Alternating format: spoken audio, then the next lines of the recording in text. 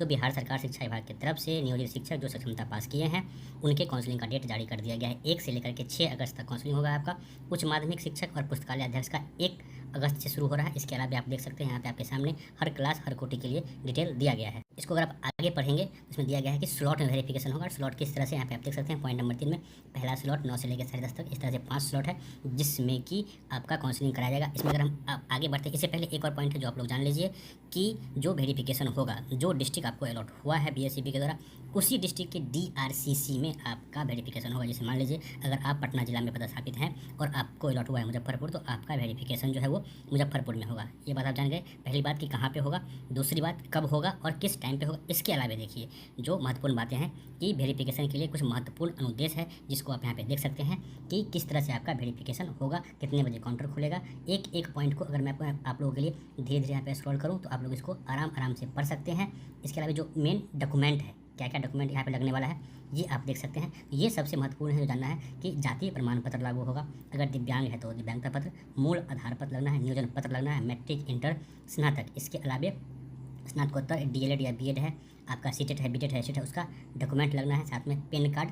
और ये सभी डॉक्यूमेंट का जीरोक्स के साथ साथ सेल्फ अटेस्टेड करके आपको वहाँ पे उपस्थित होना है। इसके अलावा भी देखिए क्या क्या बातें कही गई है। आपको यहाँ पे बिहार विद्यालय परीक्षा समिति द्वारा जो आपको सक्षमता का रिजल्ट दिया गया है वो लेकर जाना है। पासपोर्ट साइज फोटोग्राफ अपने साथ में रखना है। इसके अलावा जो यहाँ पे एक महत्वपूर्ण बात है कि एक कैंसिल्ड चेक या फिर पासबुक का फोटोकॉपी आपको अपने पास ले जाना होगा। इसके अलावा जब आप वेरिफिकेशन के लिए वेरिफिकेशन स्थल यानी कि डीआरसीसी पहुंचेंगे तो आपको वहां पे सब्जेक्ट वाइज काउंटर देखने को मिलेगा। उस काउंटर पे जाकर के आपको अपना वेरिफिकेशन जो है वो करवाना है। इसका यहाँ पे अगर पॉइंट नंबर 3 जो यहाँ पे दिया गया इसको आप पढ़ेंगे देखिए साफ कहा गया कि डीआरसीसी संस्थान में उपलब्ध संसाधन के अतिरिक्त यदि आवश्यकता हो तो अतिरिक्त काउंटर लगाया जाए। साथ ही कंप्यूटर, स्कैनर, प्रिंटर जो भी जिन भी चीज़ों का जिन भी उपकरण की आवश्यकता है वहाँ पर लगाया जाए। और इसके अलावा अगर आप लोगों ने देखा होगा कि बीपीएससी में किस तरह से वेरिफिकेशन हुआ था तो कहीं ना कहीं उस प्रक्रिया को भी अपनाया गया है। यहाँ पे देखिए एक और जो महत्वपूर्ण चीज़ है 7 नंबर पॉइंट में कि वेरिफिकेशन अभ्यर्थियों का बायोमेट्रिक भी जांच किया जाएगा। बायोमेट्रिक जांच करने का जो बात है बीपीएससी में भी था लेकिन नहीं हुआ था, जो कि बाद में करवाया गया था आप लोगों का।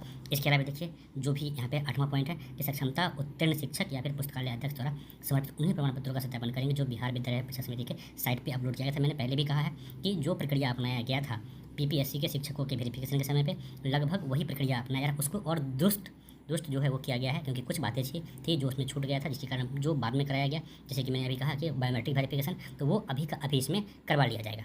इसके अलावा जो एक महत्वपूर्ण बात यहाँ पे कही गई है कि आपके डॉक्यूमेंट वेरिफिकेशन के समय इन 4 बातों का ध्यान रखा जाएगा। ये 4 बात आप अच्छे से इसको पढ़ सकते हैं कि आपका डॉक्यूमेंट सही होना चाहिए, कोई संदेहास्पद उसमें नहीं कुछ होना चाहिए। जो भी मेन है यहाँ पे यही है कि जो ओरिजिनल डॉक्यूमेंट है आपका वो पूरी तरह से सही होना चाहिए। अगर किसी भी तरह का त्रुटि पाया जाएगा तो फिर आपको वहाँ पे समस्या उत्पन्न हो सकता है। इसके अलावा जो भी मोटे तौर पे पॉइंट दिया गया है इसको मैं आशा करता हूँ कि आप लोगों ने पढ़ लिया होगा। एक बार फिर से मैं आप लोग के लिए इसको स्लोली स्क्रॉल करता हूँ नीचे से ऊपर, जहाँ भी आपको लगे एक बार मैं इसको ऊपर से नीचे स्क्रॉल कर देता हूँ। जहाँ भी आप लोग को लगे इसको आप पॉज करके पढ़ सकते हैं। वैसे आप लोग के पास ये PDF जरूर पहुँच गया होगा। अगर नहीं पहुँचा होगा तो आप लोग को पता है कि द बिहारी चैनल का जो टेलीग्राम ग्रुप है वहाँ पर मैं इसको डाल दे रहा हूँ। और साथ ही साथ जो व्हाट्सएप ग्रुप है वहाँ पर भी बहुत सारे लोग जुड़े हुए हैं, वहाँ पर मैं डाल दूँगा इसको।